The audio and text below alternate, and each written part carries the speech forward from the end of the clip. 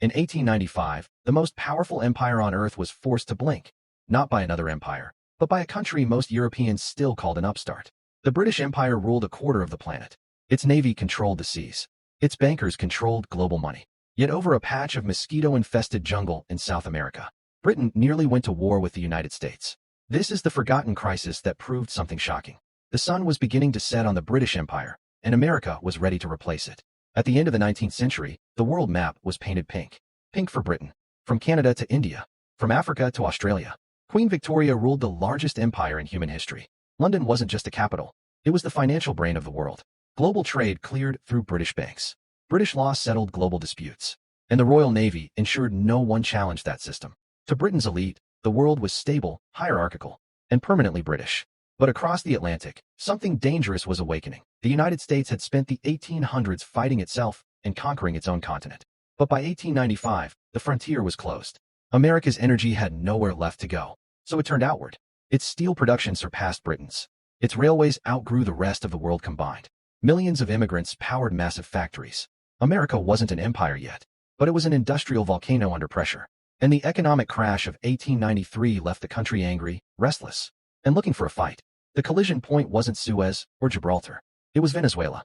More specifically, a forgotten jungle bordering British Guiana. For decades, no one cared where the border was. The land was swamp, disease, and death. Then, gold was discovered. Suddenly, worthless jungle became priceless. British miners rushed in. London redrew the map. And Britain claimed territory that controlled the mouth of Venezuela's most important river, the Orinoco. For Venezuela, this was economic strangulation. They protested. Britain ignored them. So Venezuela played its final card. Venezuela hired an American lobbyist who framed the dispute as something explosive, a violation of the Monroe Doctrine. The Monroe Doctrine said Europe had no right to expand in the Americas. For decades, it was just words. But now America wanted those words to mean power. President Grover Cleveland was politically weak at home.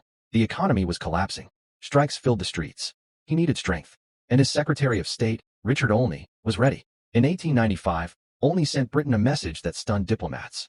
He didn't ask. He commanded. He wrote that the United States was practically sovereign in this hemisphere.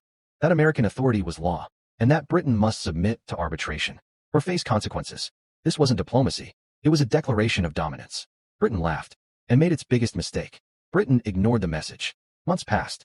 When London finally replied, the answer was clear. No arbitration. No concessions. Mind your business. Cleveland exploded. In December 1895, he addressed Congress and effectively threatened war. America would decide the border and fight Britain if it disagreed. The reaction was instant. War fever swept America. Markets panicked. Militias drilled. And in London, reality hit hard. On paper, Britain had the stronger navy. But in reality, its fleet was scattered worldwide. Its army was small. Canada was undefendable. Worst of all, London's financial system was exposed. British investors held billions in American assets. War would destroy Britain's economy. Then came the final shock. Germany entered the picture. The Kaiser openly challenged Britain in Africa. Suddenly, Britain faced enemies everywhere. And it had to choose: fight America or survive the 20th century. In early 1896, Britain surrendered, quietly. They agreed to arbitration. The war vanished overnight. On paper, Britain won most of the land. But geopolitically, Britain lost something far more important: control. The gold stayed British, but the hemisphere became American. From that moment on, Britain accepted a new reality. It could no longer act freely in the Americas.